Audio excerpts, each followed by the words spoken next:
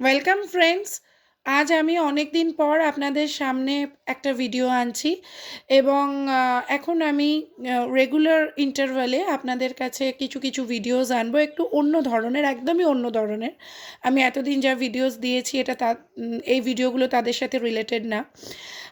Just Kolkata book fair 2025 শেষ হলো, তো আমি প্রত্যেক বছরের মতো অনেকগুলো বই কিনেছি, অলমোস্ট 11টা। আমার ফেভারিট জনর হচ্ছে আপনার থ্রিলার, ভূত বা এই ধরনের গোয়েন্দা গল্প। তো ওই রিলেটেডই আমি বই কিনেছি।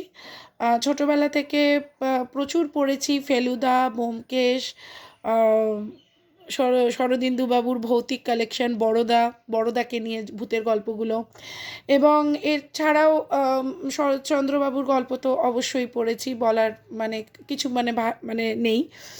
তো এখন মানে নতুন নতুন কিছু পাবলিশার, নতুন লেখক, প্রচুর যারা ভালো লিখছেন তাদের বই কিনছি এবং পড়ছি।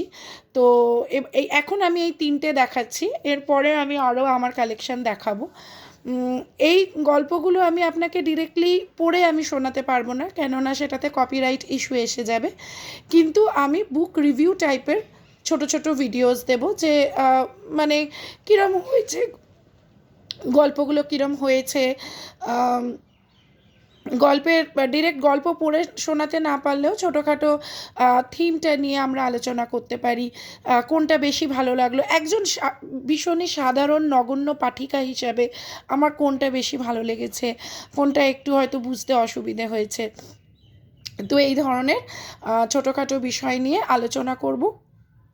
এবং এই 3টি বই আপনার পত্রপাঠ পাবলিকেশনের, 3টে বই পত্রপাঠ পাবলিকেশনের, এবং ভীষণই ভালো কি খারাপ, খারাপ আমি কোনোটাই বলবো না, সবই ভালো। আমার কোনটা বুঝতে অসুবিধা হয়েছে বা কোনটা আমার খুব ভালো লেগেছে, সেরকম ছোট ছোট ভিডিওস নিয়ে খুব শিগগিরই ফিরবো। গল্পের আলোচনা থাকবে, হোপফুলি আপনাদের আমি পাশে পাবো। তো নেক্সট ভিডিও অবধি টাটা।